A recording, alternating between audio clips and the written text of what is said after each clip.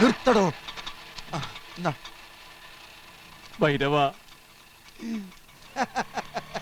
കൊടുകൈ അറിഞ്ഞടാ, എല്ലാം ഞാൻ അറിഞ്ഞു. നീ ഭാഗ്യവാനാ. മനസ്സിൽ നന്മയുള്ളവരെ ദൈവം ഒരിക്കലും കൈവിടില്ല. നീ എന്തറിഞ്ഞു? ഇരുന്ന ഇരിപ്പിലല്ലേ 3.5 കോടി ഒരു കിളുന്ത് പെങ്കൊച്ചും കയ്യിൽ വന്നത്. ഇനിയിപ്പൊ തിരുവാഭരണം തിരിച്ചെടുക്കാൻ എന്താ പാട്? എന്തിനു തിരുവാഭരണം മാത്രമായിട്ടാക്കണോ? ഒരു ക്ഷേത്രം തന്നെ പണിത് കൊടുത്താലോ എന്ന് ആലോചിക്കാൻ ഞാൻ. ഏയ് അത്രയ്ക്ക് വേണ്ട. അതിരിക്കട്ടെ, എവിടെ നിന്റെ ലക്ഷ്മിക്കുട്ടി? അവളെവിടെ? കാണാൻ എങ്ങനെ സുന്ദരിയാണോ? നിനക്ക് ചേരുവോ? എന്നേക്കാ കൂടുതൽ ചേരുന്നത് നിനക്കാ. നിന്റെ ഈ താടി പോലെ തന്നെ അവളുടെ മുടിയും. ഭൈരവ, സത്യം ഞാനൊന്ന് തീരുമാനിച്ചടാ. എനിക്ക് 3.5 കോടി മതി. ലക്ഷ്മിക്കുട്ടിയെ നീ എടുത്തോ. എവിടെ കക്ഷി? ആലിന്റെ പുറകെ എന്നോട് പിണങ്ങിപ്പോയി നിൽക്കുക. കരയില്ല വിഷ്ണു.